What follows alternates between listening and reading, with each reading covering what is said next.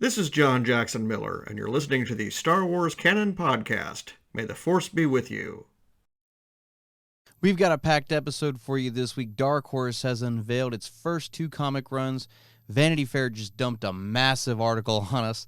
And I'm answering your mailbag questions. The date is May 21st, 2022, and you're listening to episode 63 of the Star Wars Canon Podcast. There are stories about what happened. It's true. All of it.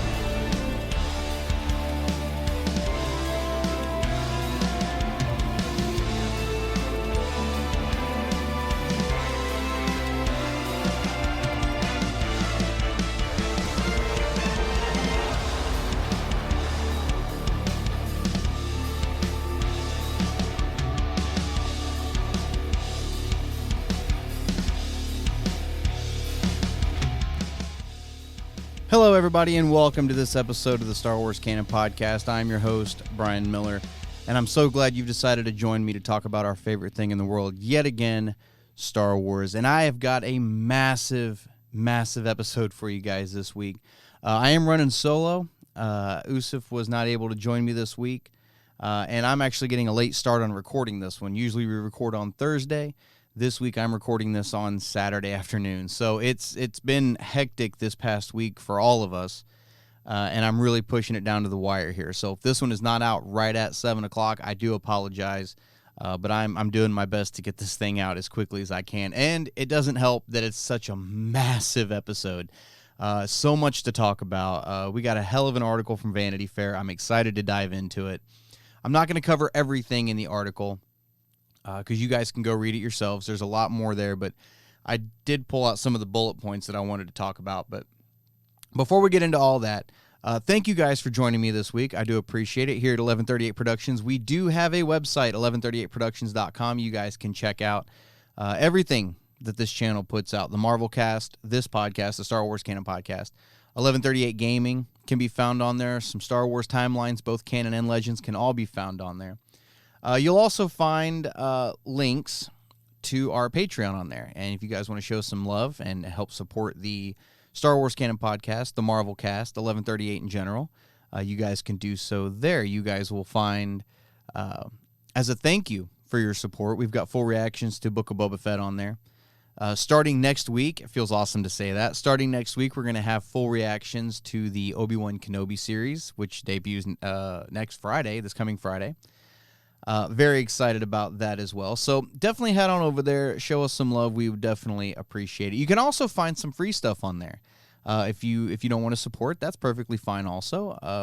We did put up I guess you could say it was my full reaction to the Star Wars Holiday Special a couple of months ago. We put that on there. So that is free of charge. You guys can go on there and suffer through that with me as well. Before we get into all of the upcoming canon and new canon, everything like that, I want to let you guys know. If you guys have been following 1138 Gaming, you guys know on Mondays and Wednesdays, 7 p.m. Central Time, I hop on. And right now we're working on a playthrough for Assassin's Creed Brotherhood. We're going to end up doing the entire franchise, 100%, all the DLC, everything like that. We're on Brotherhood at this point. We got done finishing. We 100%ed Assassin's Creed 2, every trophy, everything. So we moved on to Brotherhood. You guys can find that here on the YouTube channel as well as 1138productions.com. But if you want to jump in while I'm live, you guys can do that on the YouTube channel. Like I said, it's 7 p.m. on Mondays and Wednesdays. But the reason I'm bringing this up right now is in November, on November 11th to be exact, which is Veterans Day in the U.S. For those of you that don't know, I'm a U.S. veteran. I was in the United States Army. So this is something that kind of hits kind of close to home for me. On Veterans Day this year, I'm going to be sitting down and doing a 24-hour stream. I think YouTube has certain rules about how long you can stream for, and I think we're going to push it right up to that limit, and then we're going to take a short break and come right back. So we're going to be doing 24 hours worth of streams. Whether that be 1138 Gaming, we can sit here and talk about Star Wars, we can sit here and talk about anything you guys want to talk about.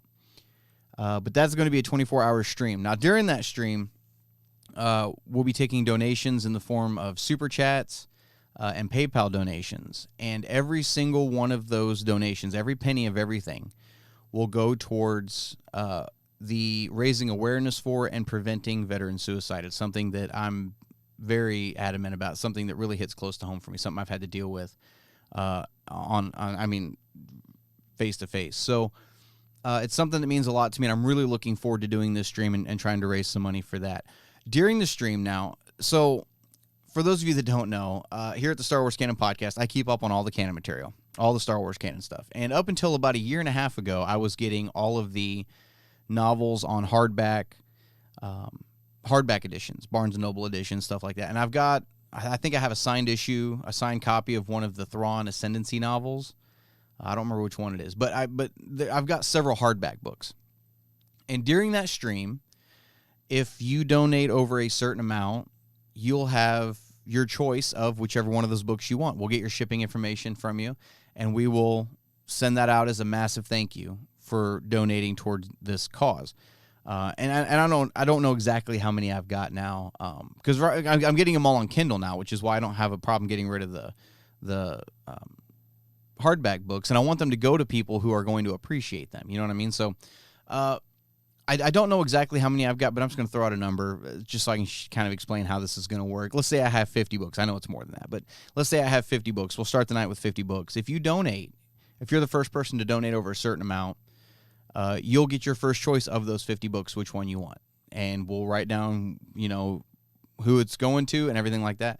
And then the next person will get to choose from the next 49 and the next person from the 48. So I think it's going to be a lot of fun, and I think it's going to be a really great way to raise some money. And like I said, every single penny, I'm not keeping a penny of it. Every single penny of that is going towards raising awareness and combating veteran suicide. We'll probably start it I think it's on a Friday night is when we start it. Veterans Day was on a Friday this year, so I believe we're going to start at about 7 p.m. Central Time, and we'll just go all night and all day.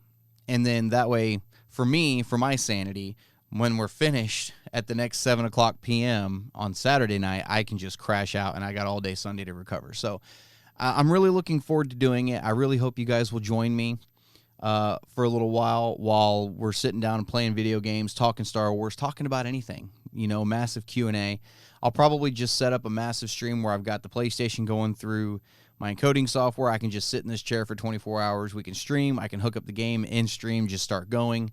We'll probably test run everything and get it all set up so that we can just do whatever you guys want to do, for 24 hours. So wanted to throw that out there. There'll be more details coming in the coming months. Once we start hammering out the details, I'll see if I can get some of the other guys to jump in some of the time during that 24 hours and kind of hang out for a little while.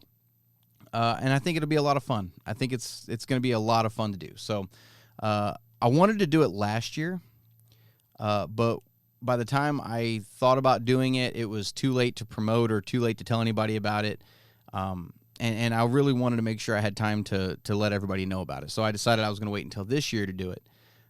So I'm really looking forward to it. So that is coming on November 11th. Mark your calendars. I would definitely appreciate if you guys would join me and help raise money for that cause. It's something, like I said, that means a lot to me. All right, so we got the heavy stuff out of the way. Let's talk about some new canon this week. This week saw the release of 2 pieces of canon. I believe it was back on Wednesday.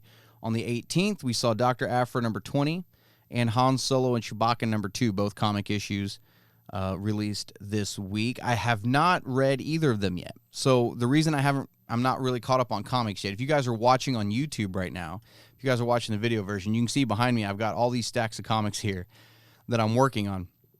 I haven't read any of the comics that are taking place between between The Empire Strikes Back and Return of the Jedi yet, mainly because they did this massive crossover with War of the Bounty Hunters, which I finished, and now they're doing the Crimson Reign. So I'm wanting to wait until that entire crossover event is finished and then sit down and read it all chronologically and go through the story that way. So that's the reason I haven't read any of those yet. And I haven't read Han Solo and Chewbacca yet. I've got issue number 1, and I'm looking forward to going through it as well. Upcoming canon, this coming week, guys, no comic issues being released, but that's okay, because on Friday next week, on May 27th, we're getting the first 2 episodes of Obi-Wan Kenobi.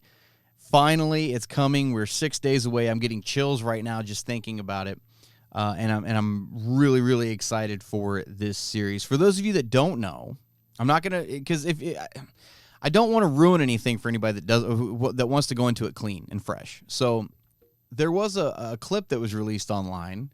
I don't remember what the name of the show or the platform was. Please forgive me. I don't remember what that was. But there was a clip released from one of the episodes of Obi-Wan and Owen talking. And I'm not going to talk about what was said during it or anything like that if you guys want to go in fresh. But just based off this clip alone, I'm really looking forward to seeing what this show has to offer. It's really going to build on the character of Obi-Wan in a way that I don't think we've really seen before, which we'll talk about here in a little bit when we get into the Vanity Fair article. There was some talk of the Obi-Wan series during that as well. But I'm really looking forward to this series. I can't wait. And you know, what blows my mind is, and I keep saying this, and I don't think anybody else has grasped this idea yet. Matter of fact, I got into an argument on Facebook the other day with somebody saying, no, it's happening over the course of 5 weeks. I'm like, you're right, it is. But the first half of the show is over the course of 5 days. We're getting the first half of Obi-Wan in less than a week, within less than a week. We're getting the first 2 episodes next Friday, this coming Friday, and then the following Wednesday we get the 3rd episode. That's half the series right there, and then it follows on a weekly basis. So we're getting the entire Obi-Wan series over the course of 26 days, I think. That is it. Like, it's coming that fast. They're trying to say it's coming over the course of 5 weeks. No, it's more like 3.5. So we're getting that show really fast. It's going to be here and gone before we know it. And I'm really, really excited for this show. I can't wait to see what it has to offer. Go check out the clip. If you guys haven't, it's very easy to find. Just type in Obi-Wan exclusive clip on YouTube. You'll find it very easily. Very, very cool clip. But I don't want to talk about it or ruin it for anybody here who wants to go in with a clean slate, with, blind, I guess I should say. So really looking forward to the Obi-Wan series. And I can't wait until next week when we can sit down and talk about it. I'm really, really excited for this. So that is upcoming next week. So Dark Horse, for those of you who keep up on the news, you have heard that IDW is no longer going to be working on Star Wars comics. Star Wars Adventures is no longer happening anymore. The High Republic Adventures, no more, and anything like that. All the IDW, I don't know what the story is behind it either. I don't know if they lost their license or what happened there. I have no idea. If it was sales, no idea. If it was sales, it wasn't my fault because I bought all of them. So, but those of you who have been following for a while, you guys know I wasn't real big on the IDW comics. They were okay. There was a couple issues here and there that I thought were really good. There was one issue of, Luke training Rey on Ahch-To during episode 8 that we never saw in the film. That was a really cool issue. There were a little diamonds within the rough. You know what I'm saying? So see them lose it, I'm not entirely heartbroken over it. I really did like the Tales from Vader's Castle runs, which we'll talk about here in a few minutes again. But for the most part, they were for children, which is nothing wrong with that. They just they weren't my cup of tea. I wasn't the target audience. You know what I mean? But as a canon junkie, I have to get everything canon. And now IDW is no longer working on Star Wars, and that license has now gone to Dark Horse. For those of you that don't know, Dark Horse was the big comic daddy for the last 20, 30 years, I think 20 years, doing Star Wars comics. And they have done some of the greatest Star Wars comics I've ever seen. The difference now with Dark Horse doing it is back then, George Lucas wasn't overseeing all of this stuff, all this legend stuff, right? He wasn't saying you have to do this with the story, you have to do this. Dark Horse was able to tell the stories they wanted to tell in the way they wanted to tell them, and they worked beautifully.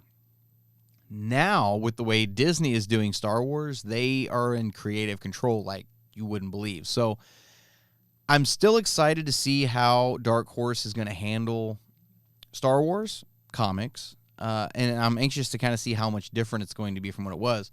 But as long as they still kind of, and we're going to talk about it here in a minute, they still bring that kind of spirit that they did with the old comics into these new ones, I think it'll be just fine. But we got the first 2 comic runs unveiled for us from Dark Horse. The first 2 titles they're going to be coming out with. And they are, honestly, very IDW-ish, if you know what I'm saying. So the first comic run that's going to be coming out is called Hyperspace Stories. And Hyperspace Stories is set to arrive this summer and will span all eras of the Star Wars timeline, similar to how IDW Star Wars Adventures did. Every issue will be kind of a different time period, bouncing all over the place. The difference between this kind of run and what Star Wars Adventures was is that they're going to be connected somehow. We don't know how yet, but they are going to be connected somehow. The Lucasfilm Publishing creative director, Michael Siglin, I think is how you say his name, Siglane, I think is how you pronounce it, I don't know. He was quoted in saying, "We are thrilled to be working with Dark Horse and with Cecil, Amanda, and Michael on hyperspace stories. Fans of all ages will be treated to action-packed, exciting, and emotional stories that just may be more connected than they seem." So those names that he threw out, Cecil, Amanda, and Michael. So a lot of them have worked on Star Wars in the past. Michael Morecki, I think is how you say his name, Moresi. I don't know how to pronounce his name. He was one of the writers on IDW's comics. So they're kind of, to me, it seems like they're still kind of doing the IDW thing with some of the IDW writers, but now they're like putting their, Dark Horse is putting their spin on this. So I think this will be all right. This is basically, to me, a reboot of Star Wars Adventures is what this is going to be. And there's nothing wrong with that. You got to have content for the younger generations as well. It's cool. It's fine. I'm still looking forward to reading it.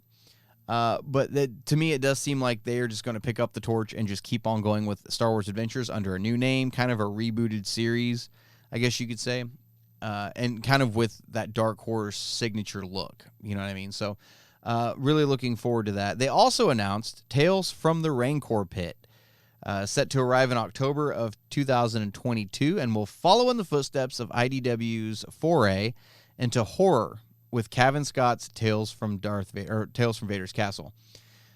So it seems like Dark Horse is really trying to continue the traditions that IDW has set forth. Every October we get Tales from Vader's Castle, Return to Vader's Castle, Ghosts of Vader's Castle. It's just like over and over and over again. It's Vader's Castle, Vader's Castle, Vader's Castle. And it looks like they're going to be doing the same thing now, that same kind of thing, but with Tales from the Rancor Pit, which sounds really interesting to me. StarWars.com was quoted saying, "Set amid a backdrop of a dark and stormy night on Tatooine in the dungeon of Jabba the Hutt, the creepy offering includes clanking droid ghosts, the chilling Wampa caves of Hoth, and a monster hunt with Saber-for-Hire Ty York." Now, that tells me a lot of these stories will be bouncing all over the place. We got High Republic, we've got all these other things going on as well. And I'm looking forward to this. I'm assuming this is going to be a limited run. Since it's going to be a horror thing in October, I'm assuming it's going to be the whole month of October, probably 5 issues the way Tales of Vader's Castle always was. But I'm really looking forward to this. And I just, yes, bring it on. And I believe, if I remember right, I think I read on the article Cavan Scott is writing this as well. Cavan Scott writes comics beautifully. He writes amazing stuff. So really looking forward to that run as well.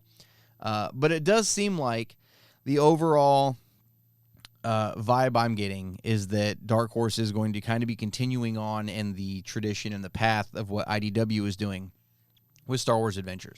Not necessarily a bad thing, but we'll see how it goes. So looking forward to that.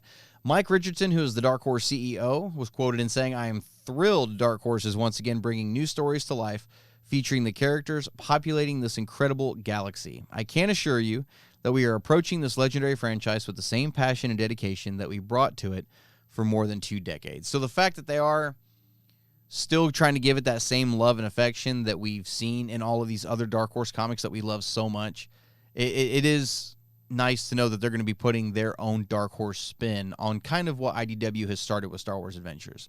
Really looking forward to that, and I can't wait to see what Dark Horse is going to do with the comics. And now there was also a mention, I don't have it in my notes, but there was also a mention of the upcoming, what's the word I'm looking for? Kind of, I don't want to say reboot, but the relaunch. I guess you could say the relaunch of High Republic. We're going into the phase 2 in October, guys. So Dark Horse is going to be starting a High Republic comic series as well. Quest for the Jedi, I do believe, is what the title of it is. I might be misquoting that title, but I believe it's Quest of the Jedi, I think. And Claudia Gray is writing it. So there was a little bit of talk on there as well. Looking forward to seeing what she can bring to the table with these comics and with High Republic. really excited to see what Phase 2 is going to look like for High Republic. So that is there as well, but I didn't have that in my notes, but I wanted to cover that as well. Vanity Fair dropped a massive article on us this past week. And when I say a massive article, I mean there was stuff getting talked about in this that I'm freaking out over how much information they actually gave us in this, especially the week before Celebration. You know what I mean? Where we're supposed to be getting a lot more info on some of the stuff that we're getting that we're getting these articles, these interviews about. And the fact that we're getting all of this information before Celebration really has me pumped for Celebration, thinking it's going to be a massive one. Because why would you blow your proverbial load in a Vanity Fair article when you've got your Star Wars convention, like a week and a half after the article comes out? Yeah, and I know the interviews all took place in March, 2 months before Celebration. But the fact that they're saying, we're going to release this article 2 weeks before Celebration, and you don't drop any bombs in the article, you're going to drop them all at Celebration, and this article was as good as it was, it's got me pumped for Celebration. It really does. So let's unpack this a little bit at a time. There's a lot here, guys, and I want to take my time. I don't want to miss anything. I want to go through it just a little bit here and there and go through it. So let's start with the most cut and dry thing that we can talk about out of this article, Andor. So we know the Andor series is coming this year now. They did confirm during this interview that Andor will be arriving late summer 2022. I'm wondering if this is going to be after She-Hulk, because I think She-Hulk is, August, toward the end of August. She-Hulk, let's say that runs through September. You're getting into fall at that point. Maybe this Andor will be the series that comes out before She-Hulk. I don't know. You're talking about July, which is kind of midsummer, July into August. I guess you could constitute that as late summer. So it's either going to be, in my opinion, either going to be the series right before or right after Marvel's She-Hulk. Really looking forward to Andor. You guys who have been listening to me for a while and listening to this podcast, to this channel, listening to Usuf and I, you guys know that I am really over the moon for Andor, more so than I think a lot of people are. I think Andor's being slept on quite a bit. This is a show that I'm really looking forward to. Some of the information that came out about Andor is that this is going to be a refugee story. So I'm really looking forward to what this show has to bring to the table, and as a political thriller, as a spy thriller, I guess I should say, not a political thriller necessarily, but as a spy thriller. And to see brought to life some of those things Andor was talking about in Rogue One, about how he and his friends in the Rebel Alliance have done things they're not proud of, and things that, are in that moral gray area. Things that we saw him do in Rogue One, when he shoots his informant in the back. Things like that. So I'm really looking forward to getting some more information on Andor. We know he was on the Separatist side during the Clone Wars. There's a lot to unpack there. But I'm really looking forward to Andor. And they did confirm that it's coming late summer 2022. Let's talk a little bit about Obi-Wan Kenobi, since it's the next show coming out. And this is everything that Kathleen Kennedy dropped about this show are things that excite me. They really get me excited about this show, even more so than I already was. And it confirms a lot of what, we've been saying here at the Canon Podcast for a while about what we thought was kind of the situation with Obi-Wan and everything like that. So Kathleen Kennedy was quoted in talking about Obi-Wan. This is what Kennedy had to say. She says, "I think what Deborah's done really effectively is she's explored the interior life of Obi-Wan, because we find Obi-Wan at a point when he thinks he's killed Anakin. He is at a pretty low point when we find him. He's questioning who he is. I think she does a really great job of having him find that humanity again. There's so much I can't tell you." So I've been saying for the longest time, one of the things I really wanted to see in this show was Obi-Wan find out that Anakin is still alive, right? That he left Anakin for dead. And this entire time for the last 10 years, Obi-Wan thought Anakin was dead. And now we find out that Obi-Wan is going to find out in this series that Anakin is still alive. We saw in that last trailer, when Vader's being put together and you see that chest plate plugged into him, which is still crazy. It still blows my mind how it's plugged into him and not just strapped on. But Obi-Wan is sitting there, and they may have edited it differently, but I can just see Obi-Wan sitting there watching Anakin suit up and basically showing Obi-Wan, look at what you made me. This is what you did to me. I blame you for this. So it's really cool to get that kind of information about this show, especially going right along with that clip that we got that I was talking about a few moments ago. We're really gearing up for an awesome season of an awesome summer, awesome Star Wars summer. So really looking forward to Obi-Wan. We got a little bit of information on the Acolyte as well. This is a series that really hasn't had anything dropped on it whatsoever other than when it was first announced, a year and a half, almost 2 years ago now. I think it's been a year and a half. When Kathleen Kennedy did the investors call and she said, labeled all these new shows that were coming out in the Acolyte. That's kind of the only information that we've really gotten on it. Now they're starting to pull the veil back a little bit. We're getting closer and closer. I think we're going to get a lot more information about it at Celebration. But for right now, for this weekend, this is what we have. We have now got confirmation where it takes place on the timeline. It is set 100 years before the events of The Phantom Menace. So we can place it on the timeline now that it will be kicking off 100 years before. And it really dispels everything that I've been saying for a while. I really thought this was going to be a Palpatine show. Matter of fact, we just talked about it on last week's episode, on the last episode of the Canon Podcast. I thought this could possibly be a Palpatine story, but if it's 100 years back, it may not be. So, it can't be. But it's right at the waning years of the High Republic, so it's really cool that we're getting a High Republic live-action series.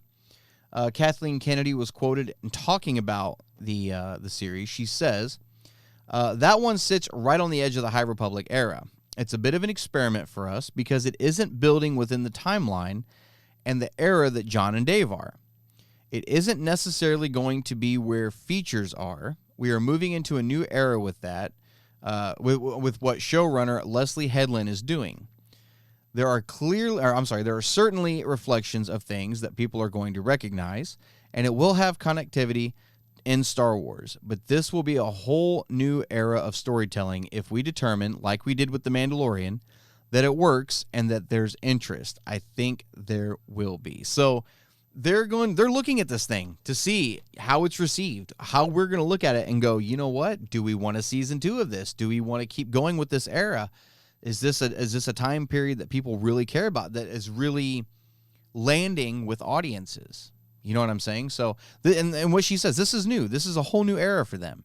This is the first time that they've taken something other than a comic or a novel in this time period and was like, let's just see where it goes. They're experimenting with it. And that's how you find out in business, and in this kind of business, what works and what doesn't. Yes, there's a lot of money. It's a risk, taking that risk.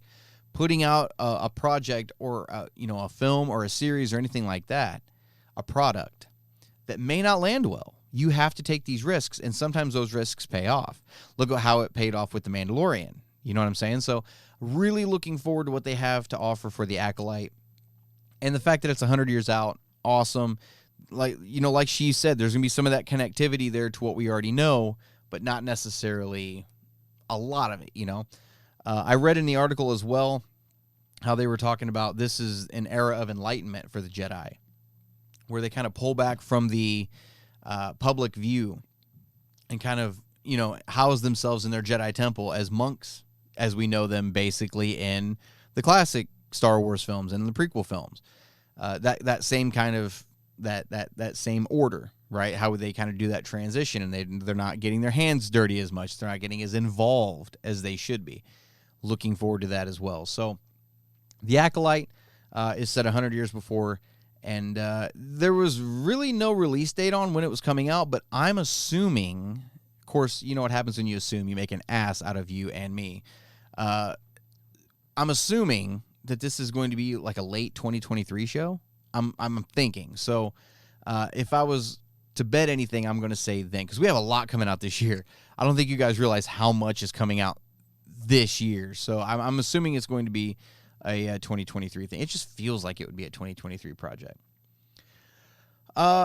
Kathleen Kennedy went on during this interview to talk a little bit about the feature films, is what everybody is really asking about right now. And we did get confirmation that the next Star Wars film to be released will be Taika Waititi's film. Still no information on it. No idea what time period it is, the title, nothing. I'm sure that will change next week at Celebration. I guarantee there's no way we're going this Celebration without finding out the title of Taika Waititi's film. There's no way. So, for now, all we know is Taika Waititi's film is the next film to be released. And I think, if I remember right, I don't want to look it up right now. I don't want to take time from the show. I think Disney released I guess you could say a release schedule several months ago about some future films they got over the next few years. There were Star Wars films on there, and I'm pretty sure, if I'm wrong, correct me. Please correct me, because I'm pretty sure they did say that there's going to be a Star Wars film in 2023. December of 2023. So if Taika Waititi's film gets announced at Celebration this year, it's going to be 2023 next year. But what's interesting is they pushed Rogue Squadron back a little bit, which sucks because I was really looking forward to Rogue Squadron, but they didn't say that they're not doing it. They just said they're kind of putting it on the side burner for now, waiting and seeing how this story is going to take place. Because finally, what I've been saying for, 2-3 years, is finally happening. Star Wars has a roadmap. They finally sat down and decided to do a freaking plan to figure out where they wanted to go with these films. And the reason that Rogue Squadron film got put to the side was because it may not match up with what they want to do, which is fine with me. That's great. If they have a roadmap, don't push a film out and tweak it to fit your interests just for the sake of putting it out. Do it for this, do the story you want to tell. And if that film is not part of that story, then don't put that film in that story. So I think they've learned a lot, which we'll talk about here in a little bit. But here's what Kathleen Kennedy had to say about the Taika Waititi film. She said, "We have a roadmap. Thank God." Sorry, I'm really excited they finally pulled their heads out of their asses and decided to make a plan. Kathleen Kennedy says, "We have a roadmap. I would say that Taika's story fits more specifically into that. Rogue Squadron, we kind of pushed off to the side for the moment. Patty is developing the script further. Then we will talk about how that connects to the central spine that we're working on. There's a couple of filmmakers that we've been in conversation with over quite a long period of time that I'm hoping will come in and make the overall commitment that John and Dave have made. That's ideally what I would love to see happen in the future space." This, for me as a Star Wars fan, this is the best possible thing you can hear out of the president of Lucasfilm. This is the absolute best thing you can hear. This should get everybody excited, whether you liked the sequel films or not. Because remember, I'm not a fan of them. Whether you like the sequel films or not, this should excite you. The fact that they listened to us and they said, you know what? Yeah, maybe we should have had a plan. We didn't. Let's sit down and come up with a plan. Because look at how well it's working with High Republic. There's a plan for High Republic, even just over novels and comics, and it's working really well. Bring that same technique into the films. And the fact that she says, that they've been talking to some filmmakers for quite a long time, hoping that they'll make that long-time commitment, yes. Yes, the fact that you're looking for filmmakers that are going to sign on for the long haul for these projects and not just do 2 movies and pass it off to the next person and hope that they still continue. No, don't do that. You're going down the right path. Right now, Disney they've adjusted course and it's in the right freaking direction and they're going. That's what we like to see. The fact that here's the thing too. They announced Rogue Squadron a year and a half ago as the next film, right? The fact that they're even taking that film and saying, you know what, let's move it over here for right now because it doesn't match with what we're doing now. We can always come back to Rogue Squadron, but for now, let's work on our main spine, as what she said, the spine, and then we'll see if there's a way to bring Rogue Squadron into it. And if not, cool. But if there is, we can try to make it work. But that tells me that they've got an actual plan, and I love it. We see it right now with the TV shows. There was this big article. I shouldn't say article. There was this, I guess it was an article, 2 or 3 weeks ago? Everybody was talking about how the TV shows there's going to be an Heir to the Empire adaptation for Disney+. Oh, not necessarily, but you guys have the right idea. It's going to be Thrawn. And we've been saying that here for, 2 years now? Year and a half? Ever since that investors call where Kathy Kennedy said, all of our shows are going to climax into one massive event. I think that kind of went over everybody's heads at the time, I caught on to that. I was like, no, this is going to be awesome. All those shows are going to come together into one massive thing, and it's going to be mind-blowingly amazing. In the moment they announced the Ahsoka series, and then in Mando Season 2, when Ahsoka was looking for Grand Admiral Thrawn, the moment she said Grand Admiral Thrawn, I knew it. At that moment, that's going to be the big event. That's it. That's what all of these shows are building towards, is Thrawn.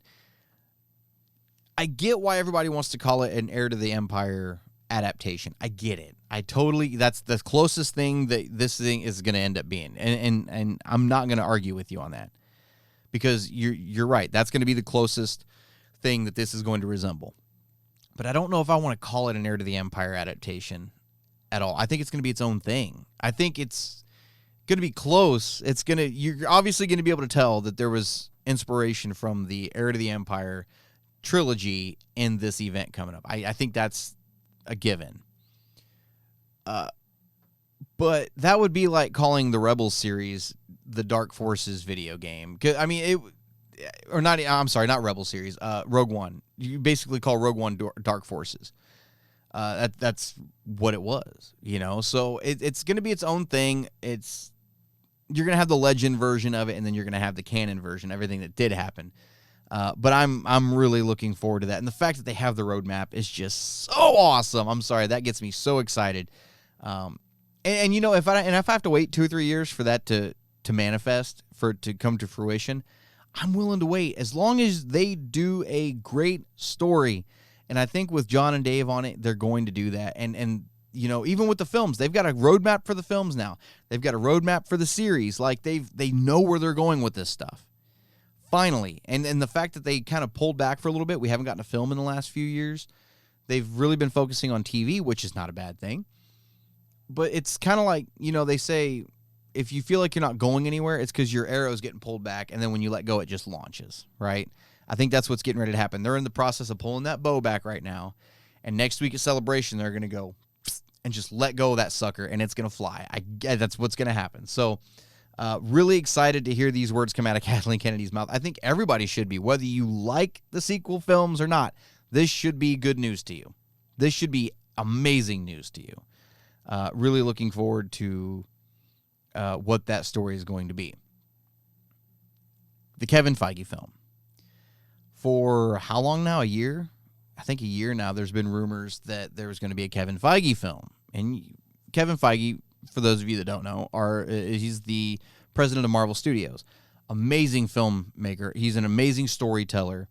He gets how to tell the long story, how to tell this long, massive saga, right? As a matter of fact, I believe he's at a creative retreat right now planning the next 10 years of Marvel films. Awesome. That's just awesome. So there's been rumors that Kevin Feige was going to be working on a Star Wars film, which gets a lot of people excited. Even if it's a one-off, it's awesome. Kathleen Kennedy was asked during this interview about that film, and this is what she had to say. She said, "That's the rumor mill. Kevin, I think everybody knows, is a huge Star Wars fan. He's clearly been inspired by Star Wars in the way in which he's handled Marvel. I know he's got a lot on his plate right now. I would love to see at some point what movie he might come up with, but right now, no, there isn't anything specifically on the horizon." So she kind of dispelled those rumors a little bit and basically said, no, that's not actually happening. I think that there may have been something in the process, and there still might be in the future. I'm not saying this isn't going to happen, but I think right now, everybody took just this little tiny nugget of info and ran with it, and it just turned into this big story that he was going to be doing one. Because how many articles have I seen that was talking about, here's all the upcoming Star Wars films we know of? You've got Taika Waititi's film, you've got Rogue Squadron, the Kevin Feige-led film. Like, that's on all the lists. And does it need to be there, though? You know what I'm saying? So I know that they've got a roadmap. That's what the important thing is. They've got a roadmap. They know where they're going with this stuff. And she just said that she wants filmmakers that's going to be able to sign up for the long haul, for a massive story, and to really stick with the project and run with it. Kevin Feige's not able to do that right now. He's balls deep in Marvel, so he's not going to be that kind of filmmaker she's looking for that can do that long commitment. There are other filmmakers out there. So I don't think the Kevin Feige thing might end up being a one-off, which is cool. I'll take it. I will absolutely take it. but I'm not holding my breath for that one at all. So we'll see what happens there. For those of you guys who have been following the podcast for a while, you know I wasn't a massive fan of Solo. You know, it was an all right film. I'm not saying it was horrible, but it was all right. You know, it grows on me the more and more I watch it, but it's one of those that I'm just like, okay, that was a pretty good Star Wars movie. It wasn't bad at all. There was some talk about the Solo film during this interview as well. Kathleen Kennedy talked about it a little bit. She said, I think back, and Solo was one of the first ideas that came up when the company was sold. One of the first people I went to was Larry Kasdan. Larry and I have known each other forever. He was so excited to tell that story. We genuinely believed at the time it was a good idea. So yeah, there should be moments along the way when you learn things. That may have certainly been a learning moment. Some people have talked about how, well, maybe Solo should have been a TV show. But even doing Solo as a TV show without Harrison Ford as Han Solo, it's the same thinking. Maybe I should have recognized this before. We would never make Indiana Jones without Harrison Ford. Having just finished the 5th movie, I can tell you, there wasn't a day I wasn't on set where I wasn't like, yes, this is Indiana Jones. Maybe I'm closer to the DNA of Indy, and always have been, than I was when I came into Star Wars, because now it does seem so abundantly clear that we can't do that. You get excited by these things, and you want to revisit things you want. You want to have that feeling again, and you're trying to resurrect that. I think that's what we do even with our new characters. With Star Wars, everybody talks about a feeling they have about Star Wars. That's the intangible idea that you're looking for. So there was some regrets there about doing Solo and recasting Han Solo, even a younger version of him, and Alden Ehrenreich. Don't get me wrong, I really liked Alden Ehrenreich as a young Han Solo, but I see where she's coming from. I get where, these comments are coming from. Especially now with the deepfake technology they're using for like Luke Skywalker and The Mandalorian and the Book of Boba Fett. I get it. Even in The Rise of Skywalker when they did young Luke and Leia doing their duel. I get it. I get where she's coming from. And the fact that she's saying this means that they are really taking a lot of the public's opinions. They're looking at forums. They're looking at Facebook posts. They're looking at YouTube channels. And they're seeing how people are reacting to this stuff. And they're adjusting course. I think they're finally starting to see that. And this brings up an interesting point, though, because when we were talking about this in the 1138 chat last week, or maybe it was this week, I think it was this past week, Nick Albers brought up a really good point. If this is the stance they're taking now on recasting young actors for classic roles, what is going to be the status of the Lando series now that they've announced with Donald Glover? So, they recast Lando as well. They talked a lot about Han Solo in this, in this article, but they didn't say anything about Lando. Lando was recast as well. And are we still getting that series? Or, is it going to be... What's the Lando series even? I think we're all assuming that Donald Glover is involved with it, and it's going to have young Lando in it as well, and Billy Dee as the older Lando. But is that still happening now? Because if this is how she feels about recasting classic characters, you can't recast Lando now. You can't have somebody come in and do a younger version of Lando.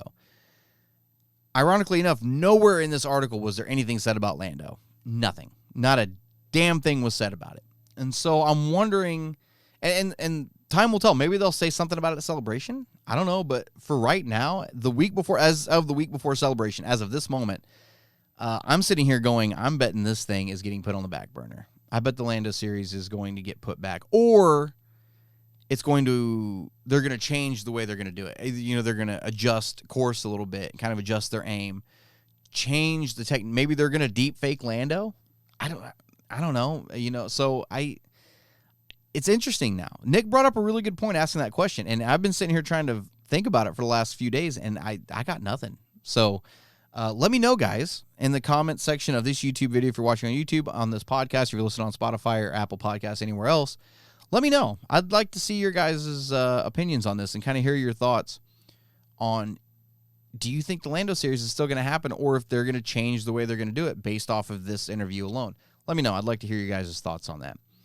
And one more thing out of this entire article that I really wanted to bring up was the Rian Johnson trilogy. It did get a little bit of a mention, and we've, been thinking for the last, 4 years now, 3 years, where is this thing? Like, because I know there's a lot of people that don't want it to happen, who are probably going to be laughing because it doesn't happen.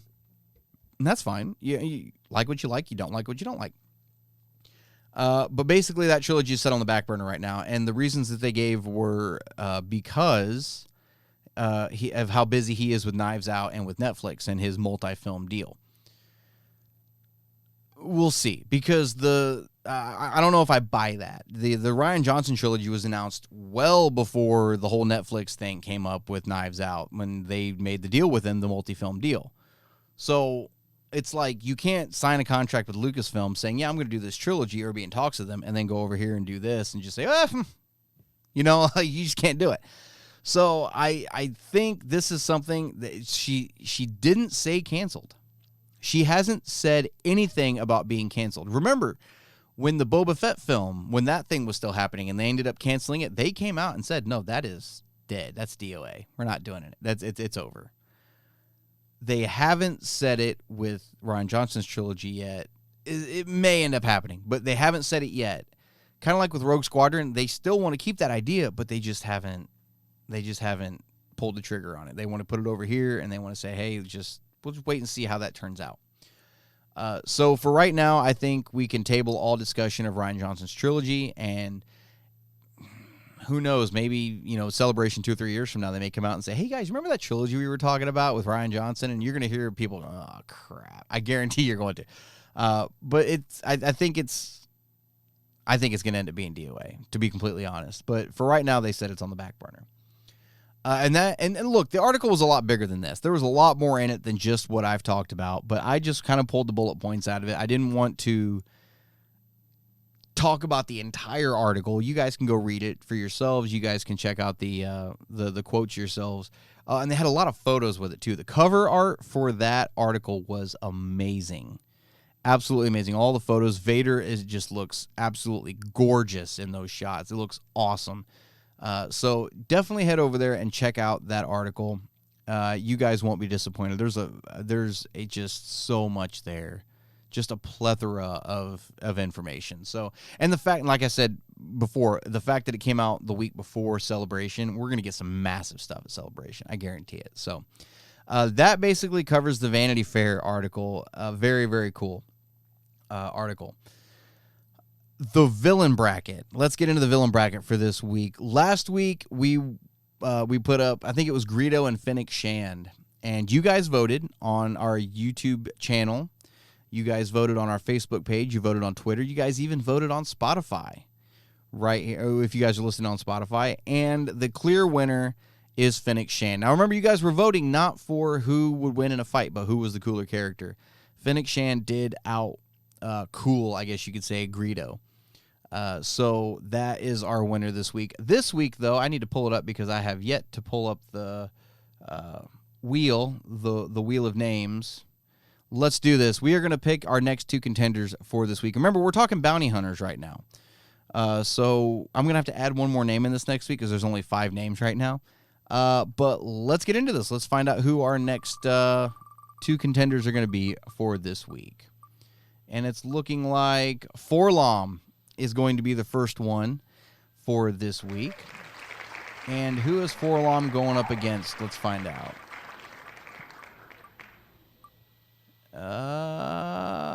It's going to be IG-88. That's kind of cool. We're getting 2 droids going head-to-head. So Forlom and IG-88 will be your guys' picks this week. So go vote on Facebook, on YouTube, on Twitter, and if you're listening on Spotify, you can vote there as well. Not for who would win in a fight, but who is the cooler character, IG-88 or Forlom. I'm kind of excited to see the results of this one.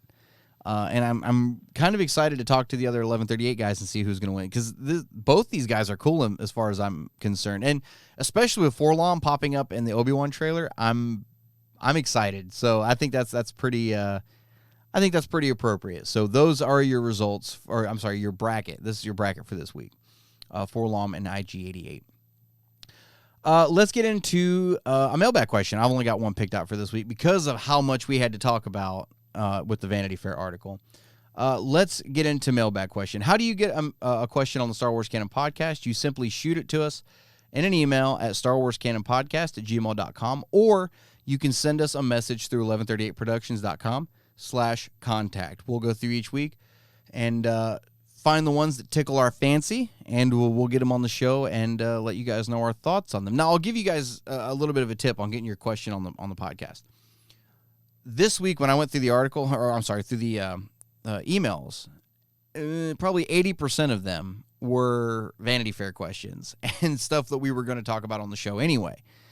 If you guys want to get a question on a podcast, make it, I'm sure you have a certain question, but try to make it about something that we don't normally talk about, and we may catch our fancy a little bit more. Like this one in particular, I think we have talked about it before, but not in great depth, not in the way that I'm going to tonight. But this one did jump out. So that is how you guys get a question on the Star Wars Canon Podcast. This week, like I said, I've got the one just because of how long the article that we were talking about was. So let's get into it. Christy Norton has written in, and Christy says, "Hey, Brian and Yusuf, just found your podcast through a friend, and I love you two. You tell us what's going on in the universe and your opinions on those events, but also go out of your way to tolerate opinions that differ from your own. I'm currently listening to your older episodes and content and love how this channel has evolved from how it started. Keep up the great work." Thank you so much for the kind words, Christy, and we're really glad that you found the show and that you enjoy it so much. Thank you very much for those kind words. Brian, I've heard you mention in some of your older videos that Kylo and Rey were cousins. I was wondering if you could elaborate on that and how you think they are related. I think it would be fascinating if they were. Thank you for taking my question, and may the Force be with you. Thank you so much for the question, Christy. And yeah, we've talked a little bit about how, first off, you guys know where I'm at with the sequel films. You guys know I didn't like Rise of Skywalker. I liked the sequel films up until Rise of Skywalker came out, and none of it made any sense. So I've got my opinion about the sequels, and I don't think that's any secret. With the Rey and Kylo thing, when I went and saw Rise of Skywalker for the first time, that kiss between them, I knew immediately it wasn't like a romantic kiss. It wasn't like a, an I love you kiss. It wasn't one of those. Basically, that kiss was you came to help. Thank you. And that was a celebratory kiss, I guess you could say, right? It's kind of what I got from it. There's no way Rey had feelings for him. There's no way. But all that being said, yes, if you go back and look at some of the comic books that have come out in just the last couple of years, since Rise of Skywalker came out, there's a lot that kind of points towards there being some shared DNA there. The reason I kind of tend to believe it, right? I don't remember exactly what issue number it was, but in the current Darth Vader run right now, the one that's running right now, I like I said, I don't remember what issue number it was. There's an issue where Vader ends up on Exegol, and Palpatine is showing him basically Exegol and the cloning facility and all of this stuff, right? And in one of the vats of, these different specimens and all this stuff, there is a severed right hand. Now, that right hand has never been, they've never come out directly and said, that is the hand of Luke Skywalker. They've never done that. They've never come out and said that. But it is heavily implied. It is so ridiculously heavily implied that I'm convinced, completely, 100%, that that is the severed hand of Luke Skywalker. How they got it, I don't know. No idea. But if you guys think that's stupid, they also did that in the EU. they had Luke's severed hand, and they made Luke out of Luke's severed hand. So it's not like it's a new concept. They just did a canon version of it now. But that is, as far as I'm concerned, that's Luke Skywalker's hand. And remember, in Mandalorian, right, the reason the cloning facility wanted Grogu was because of his high M count, his high midichlorian count. They needed a specimen with high midichlorians. We also saw in that series later on, there were cloning vats with some disfigured clones, things that could have been early prototypes of like a Snoke, of a Palpatine clone. Some of that. There's also, at the end of Bad Batch, there was that little tease of Mount Tannis with the cloning facility in Mount Tannis. So we're getting ready to get this big cloning thing going on, right? But they needed a high midichlorian count specimen to make these Palpatine clones. Basically, the vessels couldn't hold his essence. They were just rotting away. They were deteriorating because there was no midichlorian counts there. And so they needed something with a high midichlorian count. Luke Skywalker's got a wicked midichlorian count. And if they got that severed hand, and remember, it would have been cauterized. I guess it would have been this hand. It would have been cauterized. So all the blood, everything would have been trapped inside that hand. It wouldn't have bled out. All of that, the midichlorians are there.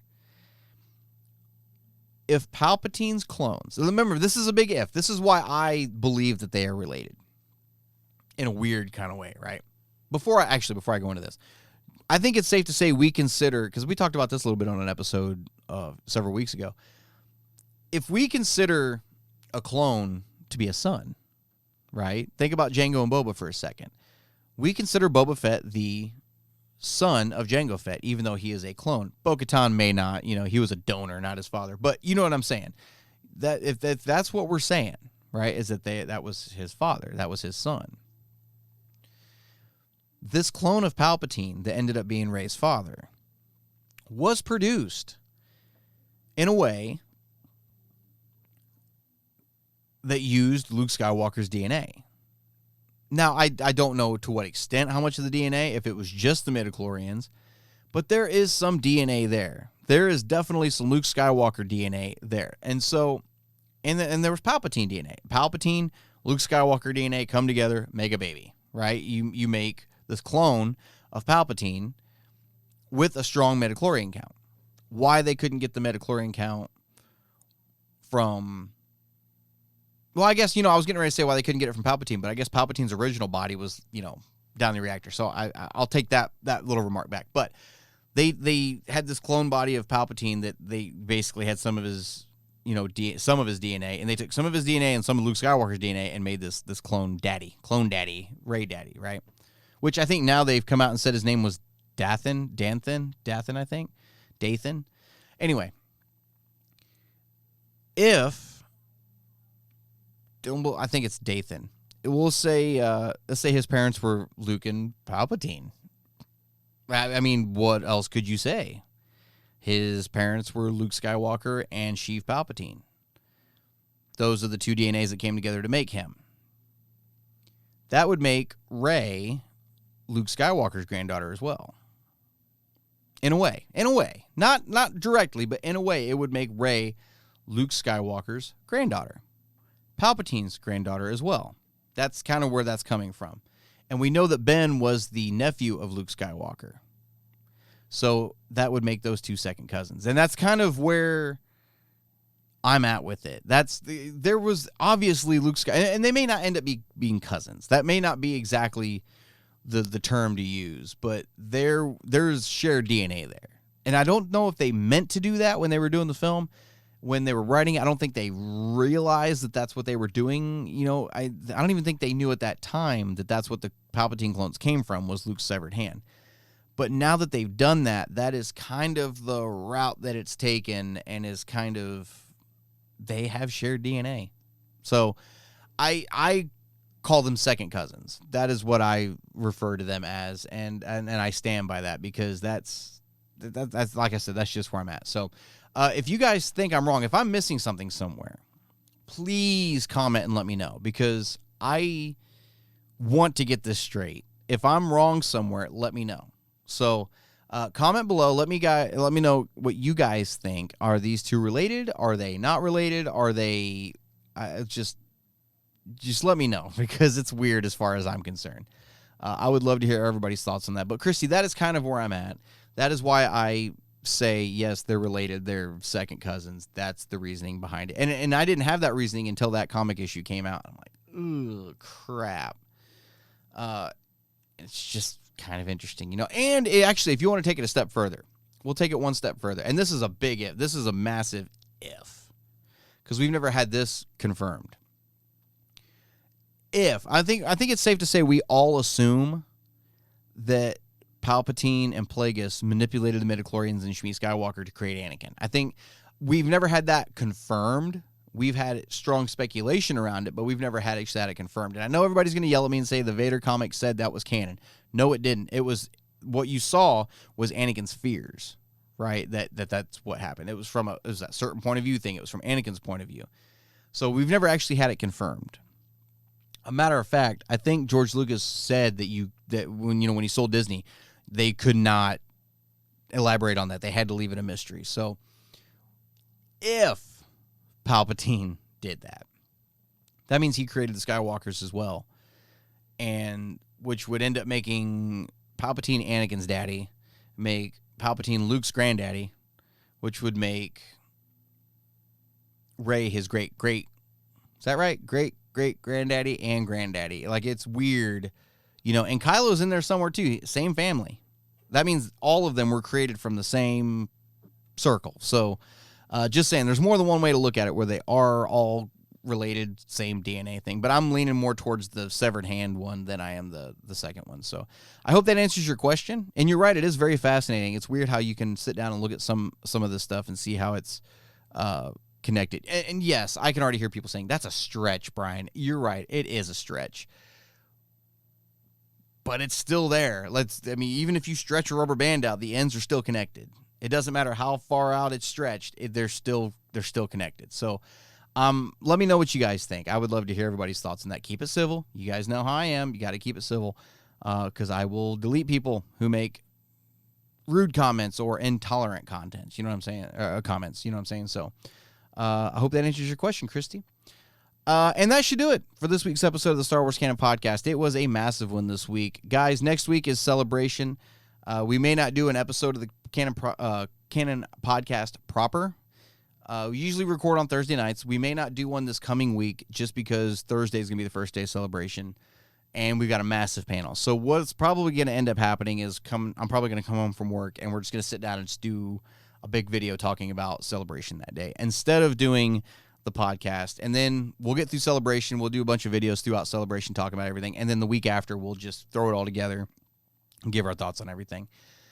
I think that's going to be the best way to do it. So don't be looking for an episode of the podcast next week. But if you guys are listening to this on a podcast platform and you don't really check out the video version of everything, head over to our YouTube channel and hit subscribe there and hit that. What's the thing called? The ring bell, I think. I'm not real big on hitting ring bells on YouTube personally, because my phone just dings all the damn time from all my subscriptions. But hit that notification bell, and we're going to be doing some content this weekend talking about everything as it comes out. Like I said, I think it's going to be some massive news, and I'm really, really looking forward to it. So make sure to subscribe on YouTube. And if you guys are already subscribed to the YouTube channel, if that's where you're watching us right now, that's awesome. Stay tuned, because I think there's some cool stuff coming. Don't forget, we're here every week talking about our favorite thing in the world of Star Wars on Anchor.fm, Spotify, Apple Podcasts, and more. Sorry, I had a little bit of a brain fart there. Be sure to visit 1138 Productions, where you can listen in on this show, the Marvel Cast, and you can tune in for 1138 Gaming as well. If you'd like to support us and our content, please check out patreon.com/1138 Productions. You guys can show some love there. You'll also gain access to exclusive content there as a thank you for supporting us. All those links can be found in the description of this episode on whichever platform you're listening in on. Until next week, this is Brian signing off. Keep it civil, and may the Force be with you guys.